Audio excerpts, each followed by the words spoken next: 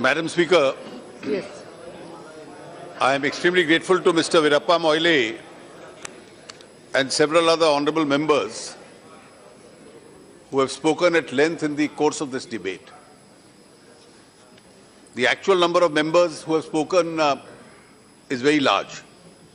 And obviously because this bill, once it becomes an act and is implemented, has a significant impact on the taxation methodology of India. The system that we initially adopted is a system which we are now trying to restructure. In our system that exists as of today, there are multiple indirect taxes. We can keep the direct tax, income tax, and a custom duty which deals with flow of goods into the country out of this. But other than these two taxes, there are several multiple taxes. So anybody who's engaged in an economic activity will have to, if it's manufacturing, pay excise duty to the center. If it is services, he'll have to pay service tax to the center. For sales, he'll have to pay VAT to the state. Then there'll be entertainment tax, there'll be luxury tax, there'll be entry tax, there'll be octroi in some cases. And these are several multiple taxes. The interface of each person doing economic activity is with multiple assessing officers. तो एक व्यक्ति जो व्यवसाय करता है उसको multiple assessing officers के पास जाना पड़ता है. And the nature of economic activity today is changing because a number of these taxes by their nature are converging. Let us take an example. Somebody wants to buy a flat. For the steel, cement, sanitary fittings, electricity fittings, these are manufactured goods, he will have to pay excise. For the architect, he will have to pay service tax. For the contractor, he will have to pay service tax. Now, how are these to be fixed? And then if a person is doing an all-India activity, even though in 1947 we became a political entity, India remained different economic entities. Every state has its own tax, and the tax rates are different. A lot of economic resource is lost when we enter a state. We see trucks waiting outside. बाहर trucks प्रतीक्षा कर रहे हैं, दिनों दिन तक घंटों घंटे प्रतीक्षा कर रहे हैं. There is no free flow of goods and services in the country. Now, the object of the GST when it was conceived was, can we have one tax and each assessee has only one interface with one assessing officer? Out of that one assessing officer also, the IT backbone must be such that most of the assessments are self-assessments, except some limited audit cases. It should become a more efficient tax, which is not easy to breach, so compliance is higher. And additionally, the other advantage is, when goods or services flow from one part of the country to another, today you don't get the input credit for tax already paid. जो tax आपने एक stage पे दिया है उसका आपको input credit बाद में नहीं मिलता. सो उसकी वजह से जो टैक्स कंपोनेंट दिया है उसके ऊपर भी टैक्स लगता है, जिससे इन्फ्लेशनरी ट्रेंड बढ़ता है. और इसलिए यह विचार आया कि सारे देश को एक इकोनॉमिक मार्केट कर दी जाए, सारे देश में एक यूनिफॉर्म रेट हो, एक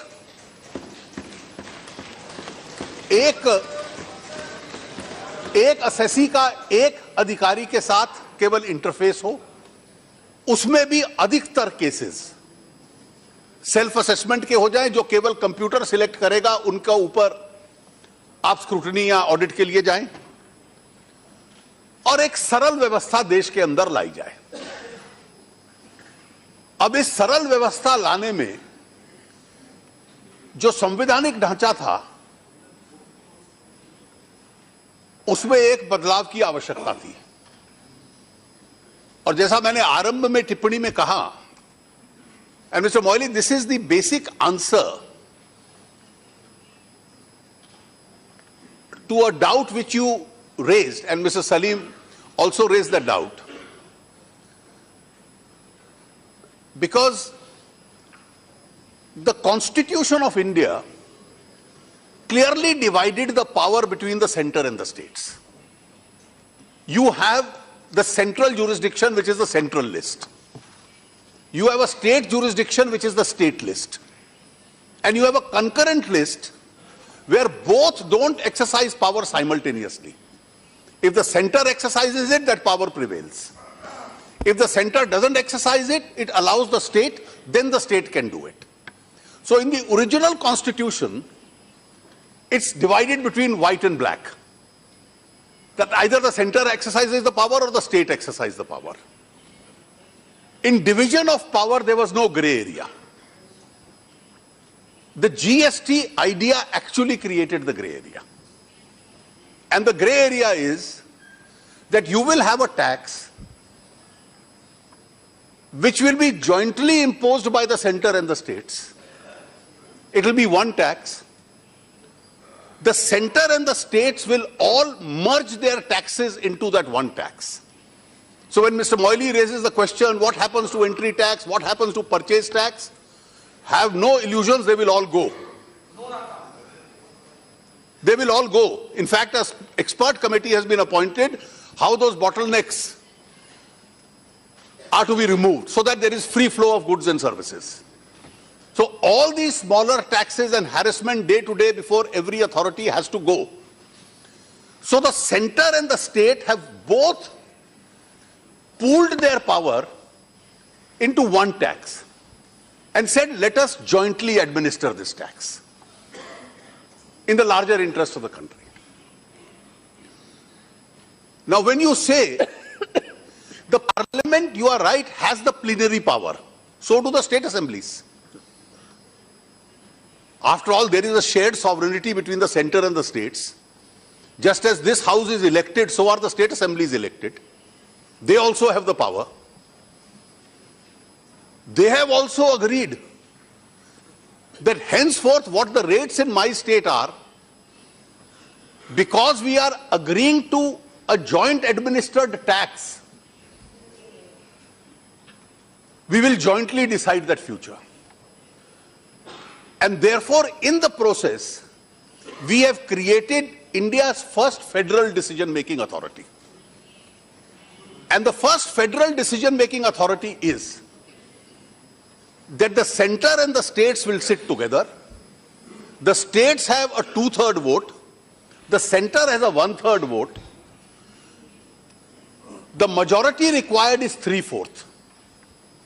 And by this method of pooled sovereignty, the center and the states will jointly decide what the taxation rates are, how the laws are, how they are to be administered.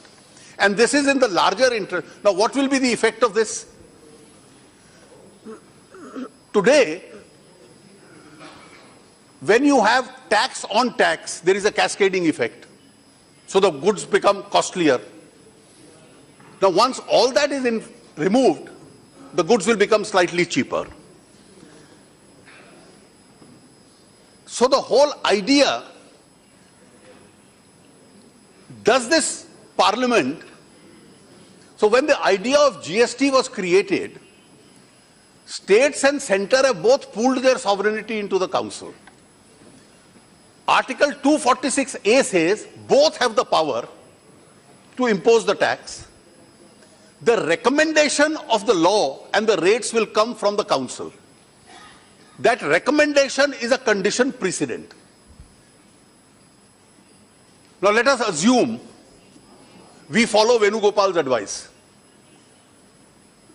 and his last comment he made. There are 29 state assemblies, 2 union territories with legislature and 1 central parliament. All 32 to say, I will make 2 or 3 amendments to whatever is suggested. So you will have 32 different laws. You will have 32 different rates. So you can forget about GST. The very fact that you have decided by virtue of the Constitution amendment, and there is no conflict between Article 265 and Section 9. Let us not rake up these created controversies. Article 265 simply says, no tax shall be levied without authority of law. So every tax must be backed by law. What is the law? Article 246 says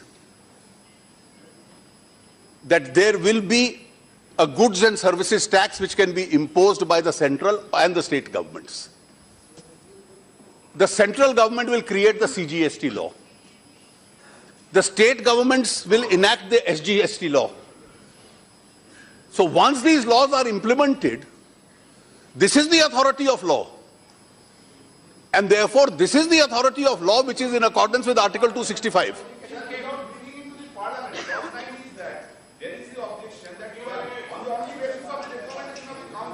Please listen. Sir? Yes. Please. Let him complete, then you come.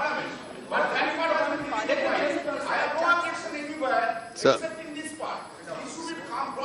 Yes, please, Sir? please. Sir, let us have a clear understanding of this, Mr. Banerjee. Article 269A says the rates will be recommended by the council.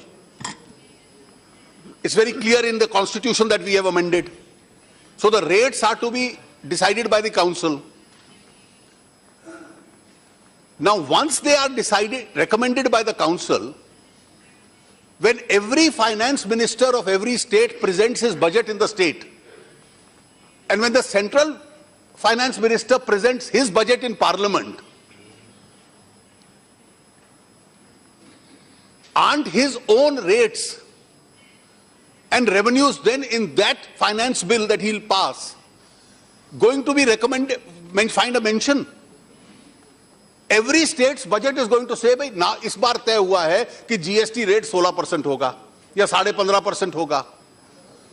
तो parliamentary control तो उसका रहेगा, legislative control उसका रहेगा, लेकिन anarchy खड़ी करने का बेस्ट सबसे सरल तरीका यह है कि जो जीएसटी काउंसिल में तय हो 32 के 32 लेजिस्लेटिव बॉडीज कह दे अब हम अपना अपना रेट तय करेंगे, तो फिर भूल जाएं जीएसटी क्यों आएगा.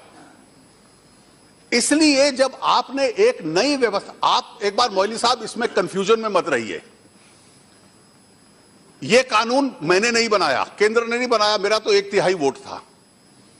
7 कांग्रेस पार्टी के फाइनेंस मिनिस्टर्स हैं जिन्होंने सर्वसम्मति से अपनी सहमति दी है. इसलिए उसके लिए आपको शर्मिंदा होने की आवश्यकता नहीं है. That is the question. Every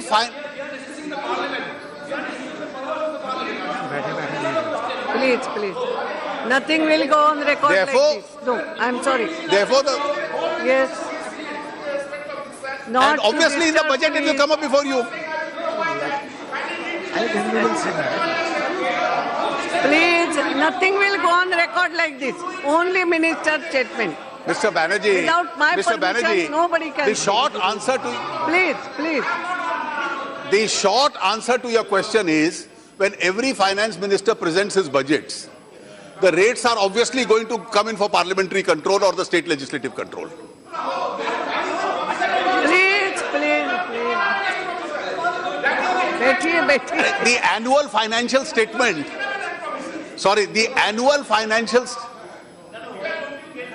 No, please don't like this. Not like this. Let him complete, not like this.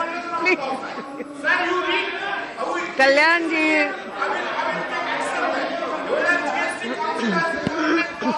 Kalyan Banerjee. No, without my permission, you should know. I know. Let him now, complete. Madam, This is not like this debate. You have already spoken. Let him in. Madam, I know. In that bill we have supported. You are not there. In my interest, please. I am extremely grateful. Sir, not only you, Mr. Banerjee, not only you, every political party here, every political party has not only supported it, they are privy to its draft also. Let's be clear about this. Yes. Agree for a while. Only simple question is, who gave the power or who empowered the GST Council to make law under Article 265 of the Constitution of India? Would like to know about it. Whether the GST is the authority to make law under Article 265? If the Article 265 you want to amend and empower the GST Council, we don't mind. That kind of a power has not been given to the GST Council. Yes. And how can you say that it is a law? Because article, ultimately it will have a lot of other repercussions. Then you make GST Council or the central government tomorrow, you say that all this money will be kept in a separate fund, not in a consolidated fund. Yes. A lot of problems will arise. Who will protect the fund? Let us. Who will protect the taxes? Because consolidated fund is not out of air, it is out of the taxes collected. Those taxes collected by under your own law, not by under the Constitution. Sir, in that case, what follows? Madam, the it answer cannot go to the Consolidated Fund Now, of India. please, There are so many other repercussions. Yes, you are raised your matter. Listen. The answer to Mr. Moili's question is very simple. The GST Council has been given the power to make a recommendation with regard to the model law. Who gave that power? The Constitution Amendment gave that power. Please. Yes, answer. recommendation. The GST Council got the power under Article 279 capital A to make a recommendation with regard to the model law. Please. Please.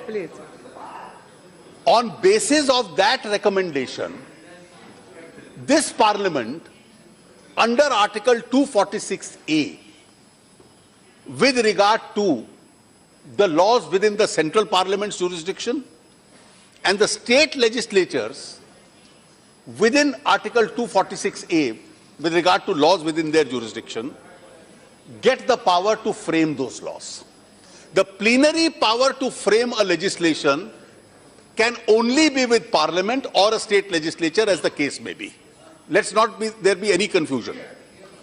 But all that I said in the beginning, and I'm repeating it, while framing that law,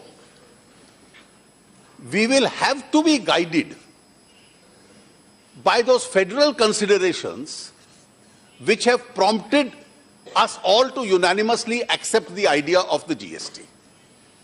There will be parliamentary control, there will be control of state legislatures on annual financial statements, on the rates which are included in the finance bill. Those will again be the recommendations of the Council. Ordinarily, those recommendations are to be acted upon. And the consequences of not acting on those recommendations is, we can refer it back for reconsideration. But not acting upon is that if then everybody decides to fix a separate rate or frame a separate law, then pragmatically and practically the implementation becomes extremely difficult, if not impossible. Therefore, read Article 246 capital A and Article 279A harmoniously. And therefore, the authority of law that Article 265 talks of is law as framed under 246A, which Parliament or state assemblies will approve on the recommendation of the GST Council.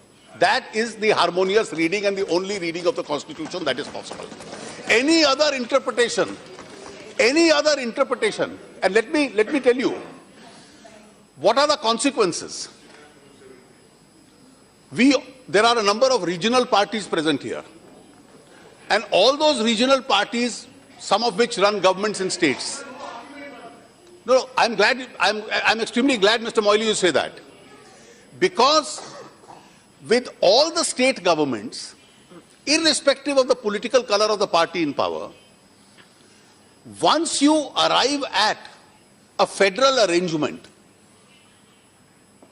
then the center has to lead by example in following that federal arrangement. Then if one of the contracting parties, certainly not the center, says, I unilaterally decide to get out of it, it's not a great precedent for federalism that we are setting. And in these initial stages, the idea that we can deviate, or we should deviate, we can ask for a reconsideration if we have a separate view, but deviation would be highly inappropriate and ill-advised. That's all that I have to say. Now, you have raised several issues, Mr. Moily, and said, why must we have multiple rates? We've gone through this issue in the past. अब multiple rates को की क्या आवश्यकता है? और इस देश में अगर मल्टीपल रेट्स नहीं होंगे, if there were no multiple rates, it would become a highly regressive tax. And I'll give you the reason for that. इस देश में बहुत सारी कमोडिटीज हैं, विशेष रूप से खाद्यान्न की, जो जीरो रेटेड होंगी, जिनके ऊपर टैक्स न लगना चाहिए न लगेगा। और इसलिए हम तय कर दें कि एक रेट होगा 15% का, और आपके 50% आइटम्स ऐसे होंगे, मैं उदाहरण के तौर पे 50% कह रहा हूं, जो फूड आइटम्स हैं, हम उसके ऊपर 15% लगाने लग पड़े, संभव नहीं है। तो you have to have a zero rate. उसके बाद कई कमोडिटीज ऐसी हैं जिसको आम आदमी या गरीब आदमी जिसका प्रयोग करता है, उसके ऊपर राज्य या केंद्र बहुत मार्जिनल टैक्स लगाता है। कुछ कमोडिटीज ऐसी हैं जो बहुत महंगी हैं। अब मान लीजिए कोई राज्य बेबी फूड के ऊपर वैट लगाता है, तो उसको क्या 18%, 28% में डालें? आप यहां 0 में डालेंगे या 5 में डालेंगे? लेकिन अगर कोई BMW गाड़ी इस्तेमाल करता है, तो उस पे और हवाई चप्पल पे, उस पे या बेबी फूड पर एक तरह का टैक्स तो लग नहीं सकता। कौन सी वस्तु ऐसी है, कौन सा वर्ग उसको प्रयोग करता है, उसके टैक्स का रेट उसके साथ होना चाहिए। और इसलिए इस देश में जो पहले आपकी पार्टी ने एक बार कहा था संविधान संशोधन से पहले कि एक स्टैंडर्ड रेट हो, वो 18% से कम हो, तो यह तर्क हमने तब भी दिया था कि एक रेट होना संभव नहीं है। और इसलिए सर्वसम्मति में, जिसमें हर राज्य का फाइनेंस मिनिस्टर था, उन्होंने कहा इसका सरल फॉर्मूला यह है कि आज जो गुड्स और सर्विसेज के ऊपर टैक्स लगता है, राज्य कितना लगाता है, केंद्र कितना लगाता है, उसके नजदीक कौन सा ब्रैकेट है, जो उसके नजदीक का ब्रैकेट है, उसके अंदर फिट कर दिया जाए। मान लीजिए हमने 2 स्टैंडर्ड रेट रखे, 12% और 18%। आप राज्य और केंद्र का टैक्स कुल योग करके 10% या 12% या 14% बनता है, तो उसको एकाएक 18% कर दें। उससे तो इन्फ्लेशन, मुद्रास्फीति बढ़ेगी। That will be highly regressive because it will be inflationary. तो इसलिए उसको 12 में डालो। लेकिन किसी चीज पर अगर 16 या 17 या 19 या 20 बनता है, तो आप उसको 18 में डाल सकते हो। इसलिए आरंभ में इसमें मल्टीपल रेट्स होना, यह अपने आप में ज्यादा सरल होगा। यह सब लोगों की आम राय थी और इसकी सर्वसम्मति की राय थी। एक रेट कर दो या कम रेट कर दो, मतलब किसी कॉलम लिखने के लिए तो अ सिंगल रेटेड जीएसटी, और आप तो व्यंग कर रहे थे there are multiple rates. For one commodity there will be only one rate in the country. But then if you said that for a hawai chappal and a BMW car have one rate, then it will be a regressive tax. That is not possible. You will have to have separate rates for them.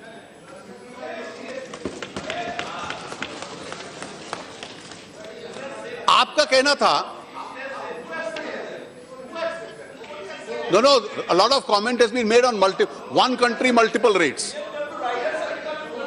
मैं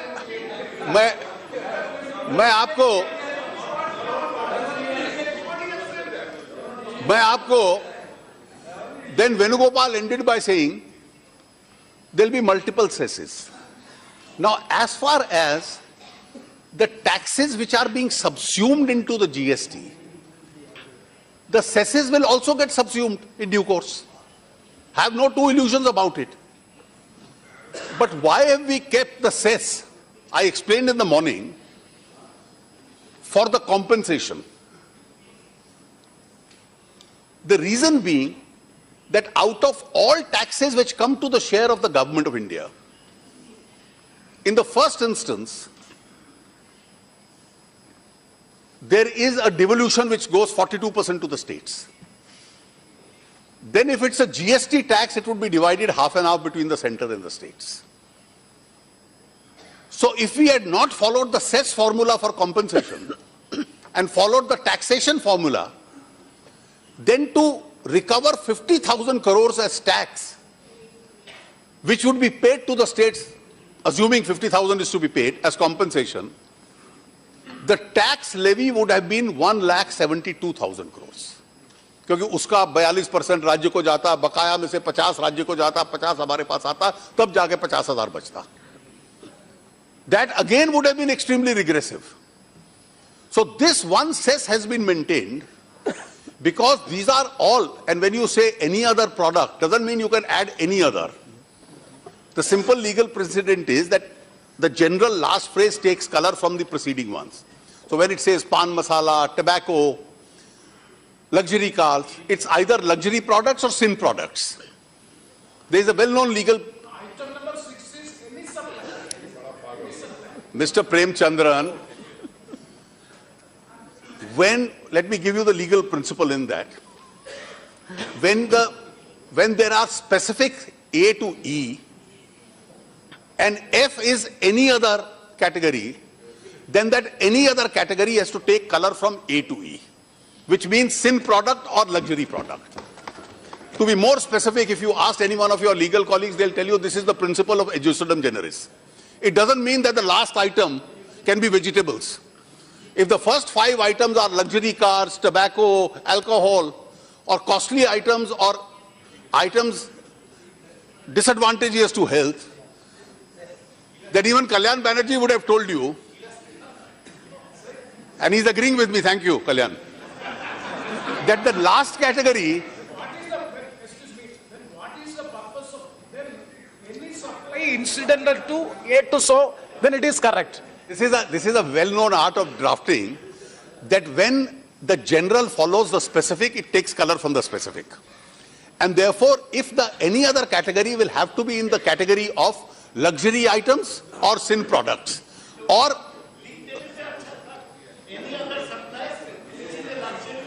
दादा अब आपको खुश करने के लिए पूरी jurisprudence rewrite कर दें, ये आवश्यक नहीं है.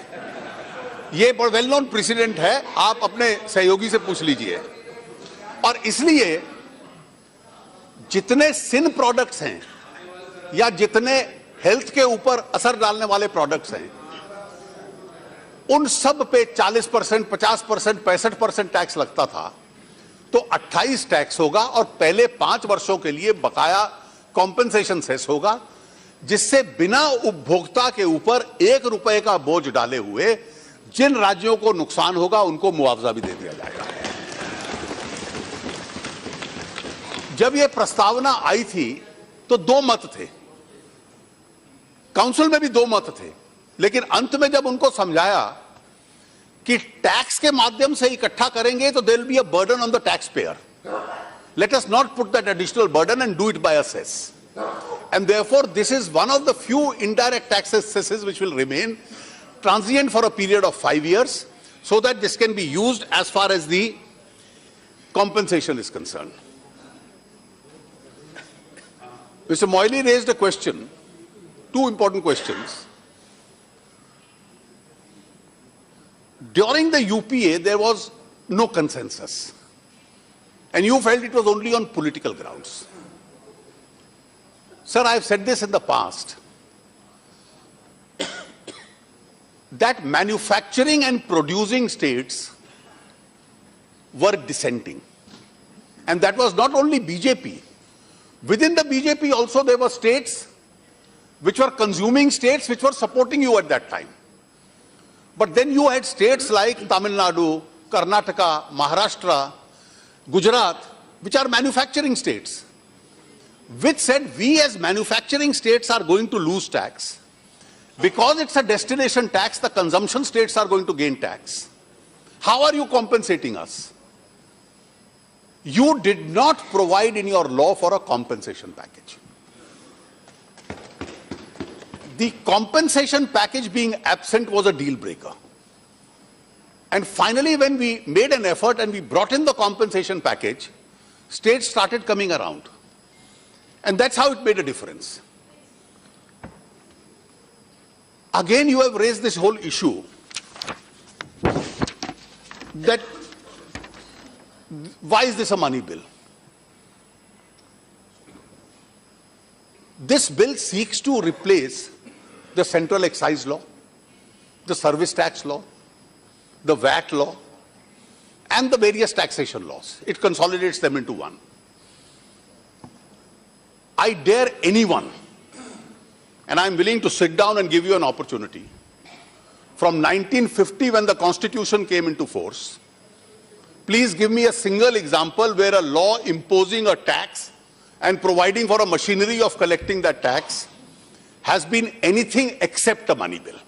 एक अपवाद बता दीजिए कि टैक्सेशन लॉ कभी मनी बिल ना रहा हो.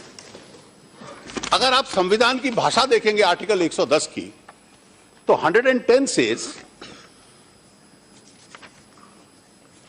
for the purpose of this chapter, a bill shall be deemed to be a money bill if it contains the following. So the language of Article 110 is so wide that it creates a legal fiction and says that if a bill seeks to impose a tax, it shall always be deemed to be a money bill. Now here is a bill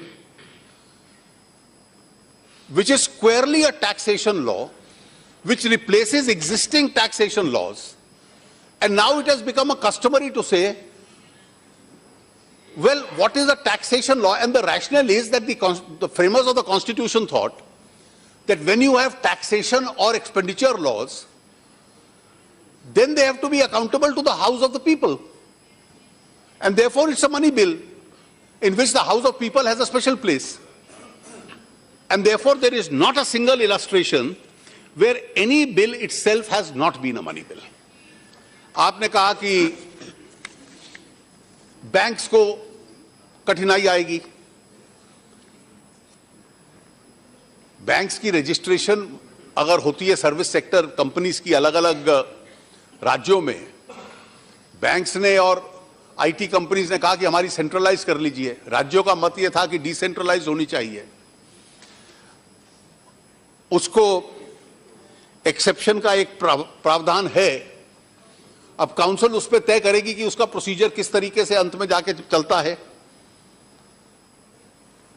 Some members were uncomfortable about the idea of an anti-profiteering clause. What is an anti-profiteering clause? An anti-profiteering clause is that nobody must have an unjust enrichment because of a taxation. अगर taxation में आपको 4% या 5% की छूट मिलती है, तो उस 5% को अपना निजी मुनाफा डाल के अपनी जेब में मत डालिए, उसको उपभोक्ता के साथ पास ऑन कीजिए. So if there is a tax rebate, then it must be passed on to the consumer. That is the anti-profiteering clause which has been there in this law and which is... Provision is there. Why you have to include it here in GST?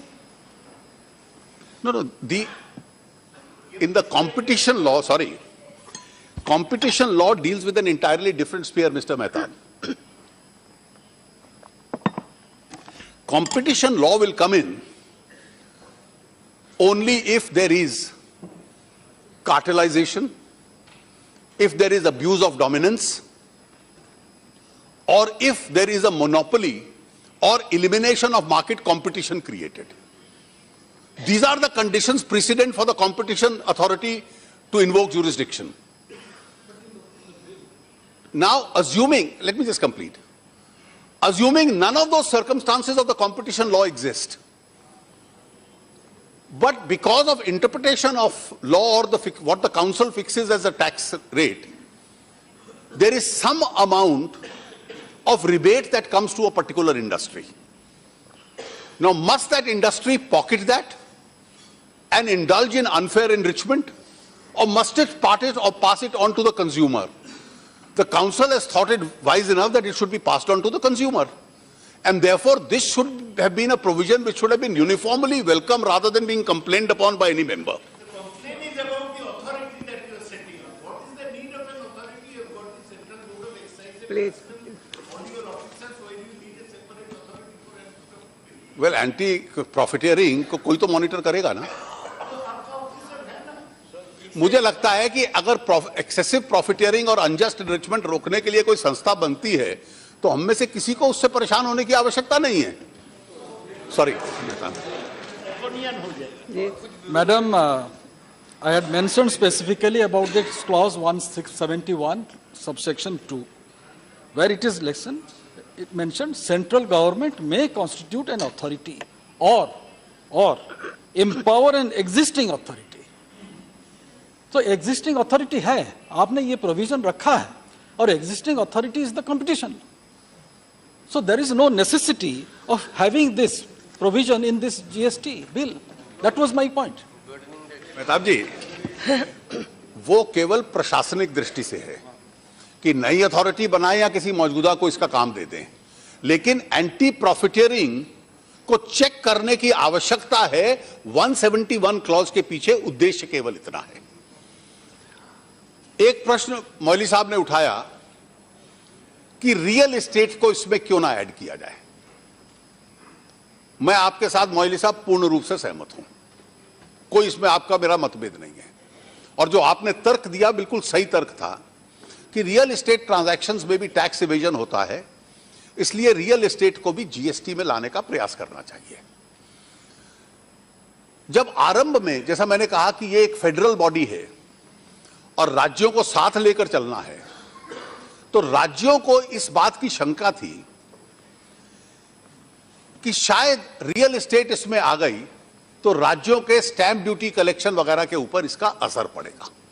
तो states had a concern as far as their revenue is concern. Thereafter, the chief economic advisor prepared a paper in which he said the states can keep their stamp duty and other revenues that they get out of it. These are the advantages the states will get. He also made a brief presentation to the council. On basis of his presentation, the government of the Union Territory of Delhi became the first amongst the state governments and accepted that proposal. And the finance minister of Delhi then made a detailed presentation to the council, making a strong case why real estate should be included. Speaking for myself, I supported him, because the nature of discussion in the council has been that the council has never been split on political lines. People, whatever they think the best, people take independent positions. After listening to him and these presentations, the council decided, let the GST be implemented. In the very first year, we will take up the issue of real estate, whether we have to bring it within the consideration itself or not. Same is the position with regard to the petroleum products. With regard to petroleum products and portable alcohol, consumable alcohol, राज्यों का कहना था कि हमारा बड़ा revenue इस पे है और हम पेट्रोलियम प्रोडक्ट्स और अल्कोहल पे अग्री नहीं कर सकते, और एक प्रकार से उस पे आग्रह करते तो वो अपने आप में बात तोड़ने वाला विषय था. चर्चा के बाद राज्यों को हम लोगों ने परसुएड किया कि चलिए हम अल्कोहल को नहीं छूते, लेकिन पेट्रोलियम को जीएसटी के संविधान संशोधन में लाने दीजिए, लेकिन उस पे टैक्स लगाने की जीएसटी काउंसिल की अथॉरिटी तब आएगी जब काउंसिल तय करेगी. So when council decides by a 75% majority. So today petroleum has been brought constitutionally within the GST, but its GST will be zero rated. Once the experiment of GST moves forward, the council will have an opportunity without amending the constitution to decide what is to be done with regard to the petroleum products itself. They are already a part of the constitution. You won't have to amend the constitution. It's now for the executive decision of the council as to when they take it. Please, please, please. कई ऐसे चौधरी साहब विषय हैं जिनको लेकर जो शंकाएं council में हैं, कुछ राज्यों में हैं, तो इसलिए हम लोगों ने भी, मैंने भी ये उपयुक्त समझा अभी तक जैसे काउंसिल चली है कि जिन जिन निर्णयों पे आम राय बन जाए और सर्वसम्मति बन जाए वो निर्णय हम लेते हैं. जिन पे सर्वसम्मति नहीं बनती, वोट के माध्यम से हम अभी प्रयास नहीं कर रहे निर्णय करने का और ना करने वाले हैं. इसलिए जब आम राय बनेगी, इस अनुभव को आगे सफल होने दीजिए. मुझे लगता है धीरे धीरे जैसे वैट के साथ राज्य माने थे, एक एक करके जो 2-3 आइटम्स बाहर हैं वो धीरे धीरे अपने आप उसमें आने लग पड़ेंगे. A question was raised with regard to some provision with regard to the transition stage, because people will still be learning this aspect. There is already section 128 which deals with the transition itself. A question was raised by Mr. Mehtab कि IGST, and I was very surprised it came from you because you represent a regional party. You represent a state, a regional party which governs a state. You are right. The view of the revenue service was that as far as the IGST law is concerned, it has to be entirely centrally administered. And the reasoning they gave was from the language of the Constitution itself, as also the fact that if there is a dispute between two states, then one of the two states should not become the adjudicator. This issue was discussed at length, and by a unanimous decision, we arrived at an arrangement that if you see Article 258 of the Constitution, if the center has to perform a taxation function, which under IGST we can perform under the Constitution, the center is empowered to delegate it to one of the states. So there will be some cases of IGST which the states will administer, because one of the ideas also is to decentralize. And where there are some kind of complications of a conflict of interest between a state can arise, some cases have been defined, those cases then will be adjudicated by the center. And that is the reason why we decided to share the authority, and many regional parties, including West Bengal government and regional states, were very particular on the sharing of this power with the states itself and did not want center to exclusively have this power. So notwithstanding a view which was taken by the IRS, we decided by a unanimous consensus to divide the sharing of that power itself. You've raised a question with regard to the authority of the CAG. This issue was discussed at length in the council. No, it was there in the draft. In fact, the CAG at one stage was of the view that that power must be mentioned here. The council took an alternative view. जो CAG की authority है वो संविधान में से आती है और CAG के एक्ट में से आती है, वो टैक्सेशन लॉ में से नहीं आती. किसी भी टैक्सेशन लॉ में CAG को टैक्सेशन लॉ के तहत पावर नहीं मिलता.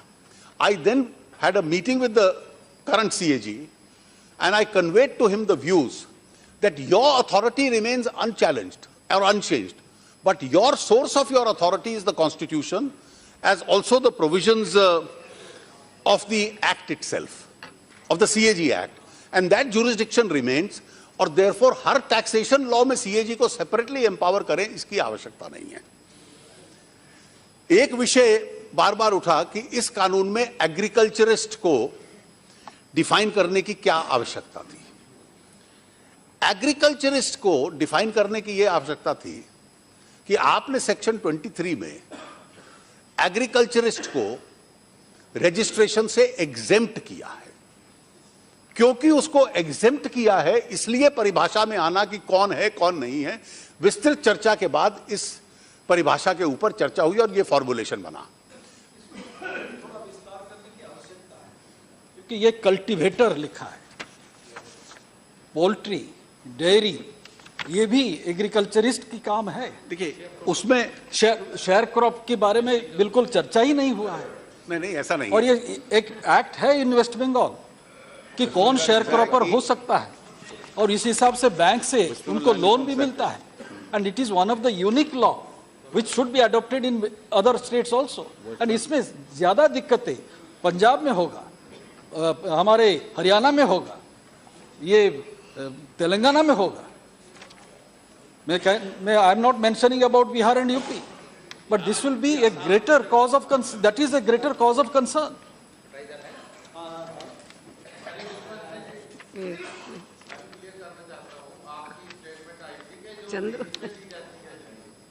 उसको एग्जेप्ट नहीं किया जाएगा। दूसरा, कोऑपरेटिव सोसाइटी हमारे नजूल लैंड होती है, गरीब लोग कोऑपरेटिव सोसाइटी के जरिए जमीन चलाते हैं, काम चलाते हैं।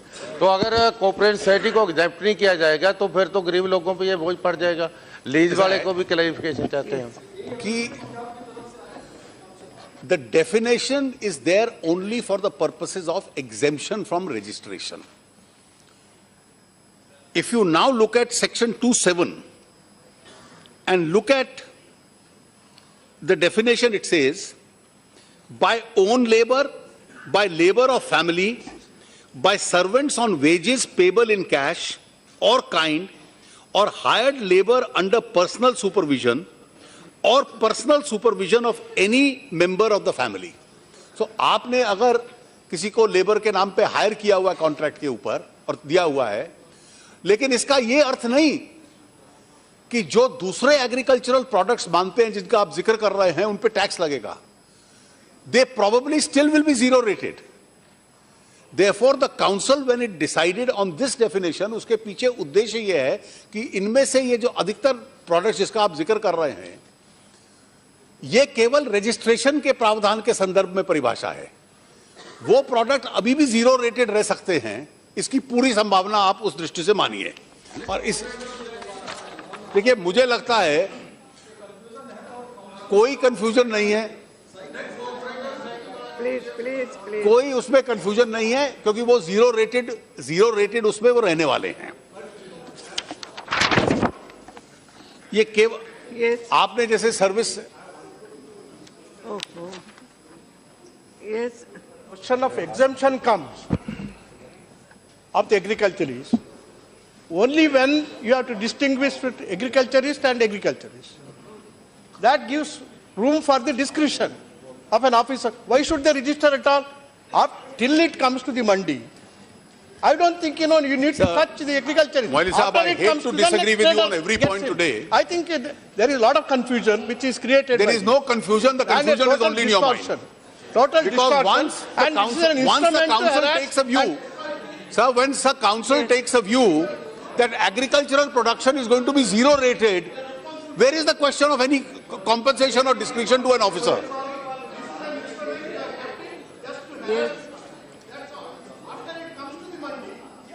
So are you presuming?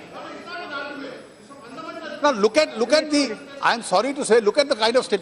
Are you now presuming that 29 states, 2 union territories and central government all collectively have conspired to harass a particular section, which includes 8 chief finance ministers of your party? Now don't take. Please. No, you should discuss it. You should discuss it. But don't read into a provision. Don't read into a provision something which doesn't exist. हो गया ना, आपका point cancel हो गया. Please. He has answered. No, nothing now. Nothing will go on record like this. Yes, Minister. Minister, to continue. Yes. argue. This kind of an argument we cannot buy. Yes. Madam, I was referring to the banking provision with regard to exemption from multiple registration. There is an overriding power under section 148, clause 148, which is there. Mr. Galla raised this issue of the difference between may or shall in the matter of payment of compensation to the states. It's already a part of the Constitution amendment itself. And therefore, there is no discretion. And this is collectively to be decided by the Council. So I don't think there is any scope for any apprehension on that score that may will give a discretion whether to pay or not to pay.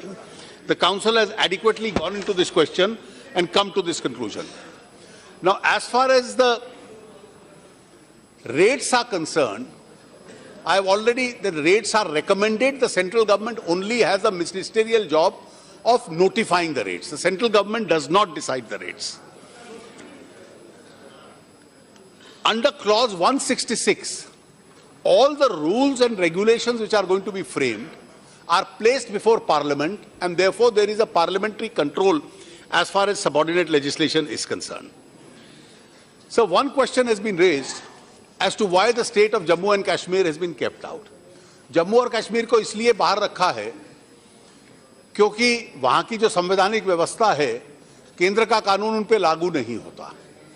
लेकिन जम्मू और कश्मीर में उनको अपना act अलग से बनाना पड़ेगा, जो कि उस व्यवस्था को केंद्र की व्यवस्था के साथ इंटीग्रेट कर देगा, ताकि उनको भी इनपुट क्रेडिट्स का उनके उपभोक्ताओं को या उनके मैन्युफैक्चरर्स को लाभ मिलता रहे। और इसलिए जो power to issue direction and clarifications है, उसके तहत इस प्रावधान को हम तब करेक्ट कर देंगे जब कश्मीर की विधानसभा उसको बनाएगी कि ये जम्मू कश्मीर को भी लागू होगा। That then can be corrected under the power to make the clarification itself.